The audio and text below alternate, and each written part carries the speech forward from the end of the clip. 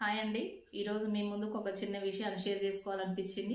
అదేంటంటే అందరికి తెలిసిన విషయమే, కొత్తదేం కాదు. పిల్లలు బండ్ల మీద పోయేటప్పుడు హెల్మెట్ ధరిస్తలేరు, కార్లలో వెళ్ళేటప్పుడు స్లోగా ప్రయాణం చేస్తలేరు, సీట్ బెల్ట్ పెట్టుకోవట్లేరు, తగిన జాగ్రత్తలు తీసుకోవట్లేరు. పేరెంట్స్కి చెప్పకుండా బయటికి వెళ్తున్నారు. పిల్లలు కాలేజీకి చదువుకోమని పేరెంట్స్ పంపిస్తున్నారు.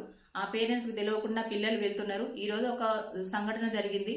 ఒక 5 పిల్లలు కారులో భువనగిరి చెరువులో పడి మొత్తం చనిపోయారండి. చాలా బాధ అనిపిస్తుంది ఆ విషయం విన్నా కానించి, టీవీలో చూసినా కానించి. అసలు చెప్పి వెళ్ళండి తల్లిదండ్రులకు. తెలియకుండా వెళ్ళి ఏం చేస్తున్నారు, ఎక్కడ చేస్తున్నారు, ఎక్కడ తిరుగుతున్నారు, వాళ్ళే మా పిల్లలు మంచిగా ఉన్నారని మేము అందరం సంతోషంగా ఉంటాము. ఆ సంతోషాన్ని మాకు జీవితకాలం శిక్ష వేస్తున్నారు మీరు. మీ సంతోషాలు చూసుకుంటున్నారు కానీ చెప్పిన మాట వినకుండా బయటికి వెళ్ళి బండ్లల్లో కార్లలో తిరుగుతున్నారు, జాగ్రత్తలు తీసుకోవట్లేరు. ప్లీజ్, నా యొక్క విన్నపం ఏంటంటే, మీరు మీ నిండు భవిష్యత్తుని ఖరాబ్ చేసుకోవద్దు. తల్లిదండ్రులు చెప్పిన మాట వినండి, మంచిగా చదువుకోండి. మా ఇంట్లో కూడా ఒక సంఘటన జరిగింది. మేము మా పాపను కోల్పోయినాం. ఇప్పుడు సంవత్సరం వెళ్ళింది.